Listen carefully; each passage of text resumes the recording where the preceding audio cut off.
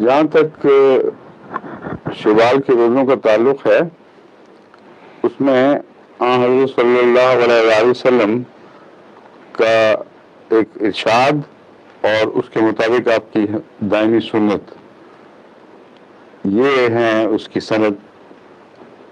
اور حضرت صلی اللہ علیہ وسلم نے سوائے ایک دفعہ کے جب وہ نہیں رکھ سکے تھے، آپ نے پھر دوسرے وقت میں وہ زائد روزے رکھ کر تو اس کمی کو پھر پورا فرما دیا تھا. اس استثناء کے سوا ہمیشہ آپ نے شوال کے روزے رکھے جو 6 ہیں، اور جو اسلامی سال ہے اس کے دن 360 بنتے ہیں،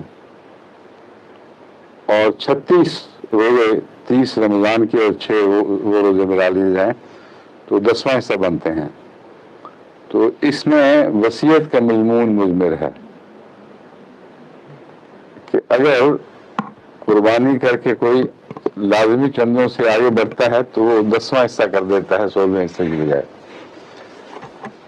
تو حضرت صلی اللہ علیہ وسلم کی سنت ہی میں سند ہے ہمارے چندوں کے اس نظام کی.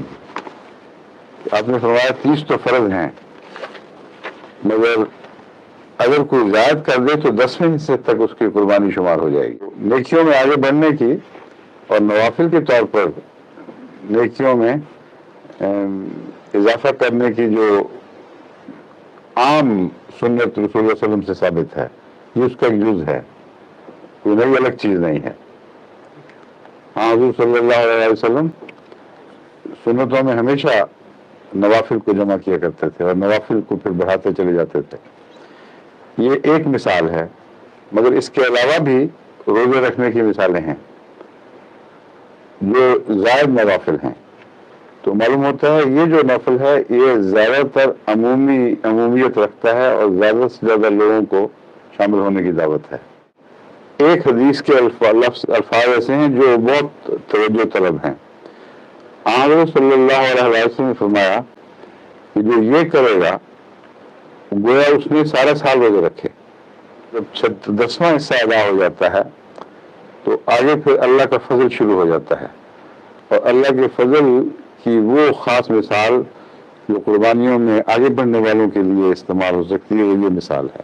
تو اس پہلو سے یہ کافی اہمیت رکھنے والے روزے ہیں، جن کو توفیق ہو ان کو رکھنے چاہیے، مگر جو ایک دفعہ شروع کر دیں ان کو پھر ہمیشہ رکھنے چاہیے.